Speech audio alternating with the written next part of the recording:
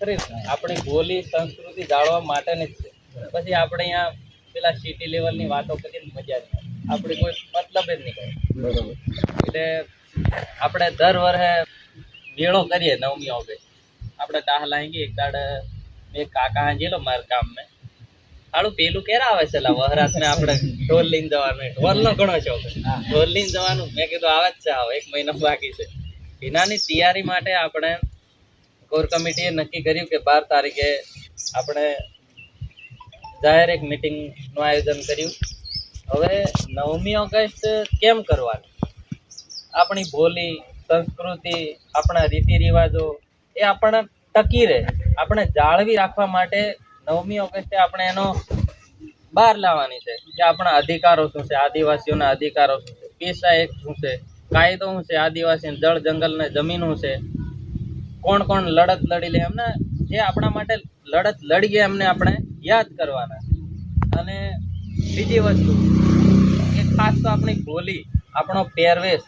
અત્યારે તો આપણે સૂટ બૂટ જીન્સ પેન્ટમાં આવી ગયા, પણ આપણો મૂળ પોશાક, આપણી જે આપણે પહેરીએ એમાંથી આપણી એક ઓળખાણ થાય. ચાલો કે તાલુકામાં જવાનું હોય, માથે પાકડી ધોતી પહેરીને રાખવો છે એમ ઓળખાવું, પણ આપણે આજે આપણું કોઈ ઓળખતું, આપણે બધા સાહેબ બની ગયા, બધા સિટીના બની ગયા. હવે આ વસ્તુ નડે છે કંઈ આપણને, નડતી બી નહીં. ચાલો સમય પ્રમાણે આપણે પરિવર્તન કર્યું, ધોતી પોતળીમાંથી આપણે પેન્ટમાં આવ્યા.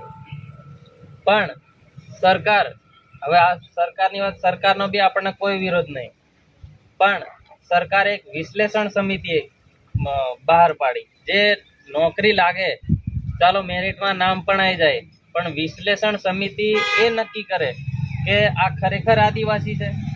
દાખલા આદિવાસીનો આપણે દાખલો મૂકીએ, આપણે જાતિનો, પણ આ ખરેખર છે કે નહીં એ ચેક કરવા વિશ્લેષણ સમિતિ આપણા ઘરે આવે. તો આપણે આપણી સંસ્કૃતિ પણ જાળવી રાખવી પડશે. આપણા પિથોરા દેવ, આપણા પેલા જે કુટડા, એ બધું આપણે જાળવી રાખવું પડશે, બરોબર? જો આ નહીં જાળવીએ તે એક સમય આપણે જે અનામત છે એમાંથી આપણે બાકાત રહી જઈએ.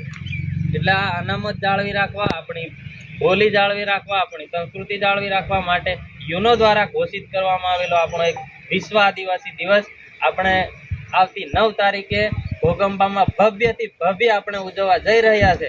આદિવાસી યુવા સંઘર્ષ સમિતિ એવું આયોજન કર્યું છે કે જેમ આગળના વર્ષોમાં ખૂબ ધામધૂમથી આપણે કાર્યક્રમ કરીએ એવી જ રીતે એનાથી વધુ સફળ બને એ રીતના આ બધું આયોજન કરવામાં આવ્યું છે. એ આપણે બધા થઈને ગોઠવવાનું છે. ચાલો આ વસ્તુ કરીએ, આપણે આ કરીએ તો આપણા સમાજમાં સારું રહે, આ વસ્તુ કરીએ તો સારું રહે, આ નહીં કરવું. તો આપણે બધા ભેગા થઈને આ કામ કરવાનું છે. અને 9 ઓગસ્ટે બધા પોતપોતાના ગામમાંથી માણસો, બધા લેડીસોને છોકરીઓને પણ લાવવાની ઘરેથી. આપણે એકલા હમણાં આવતા રહ્યા અહીં નહીં આવવાનું, 9મી ઓગસ્ટે બધા લઈને આવવાનું. નાના પોરિયા ઘરવાળીને બધાને લઈને આવવાનું. બધા 9મી ઓગસ્ટ માત્ર કોઈ રાજકીય પાર્ટી કે પ્લેટફોર્મ નહીં, દરેક પાર્ટીનો વ્યક્તિ આવી શકે. આમ આદમી હોય, ભાજપ હોય, કોંગ્રેસ હોય, આપ હોય, બાપ હોય, ગમે તે સમાજનો આ એક કોઈ મારો 9મી ઓગસ્ટ એકલાની નથી કે કોઈ બીજાની એકલાની નથી. 9મી ઓગસ્ટ દરેક આદિવાસી સમાજને લાગણીને ભાવ જાગે કે હાલો મારો એક દિવસ આવે છે 9મી ઓગસ્ટ, તે દિવસે મારે ઘોગંબા જવાનું, મને કંઈક શીખવા મળશે. પછી પેલું ડીજે મેં કૂદવા ચડે, ઢોલ વગાડવા ચડે, ઢોલ પીહી વગાડવા બધું મળે. એટલે આપણે બધા 9મી ઓગસ્ટની તૈયારી માટે ત્યાં ભેગા હોલા છે. એટલે 9મી ઓગસ્ટની તૈયારી આપણે દરેક ભેગા મળીને કરવાની છે.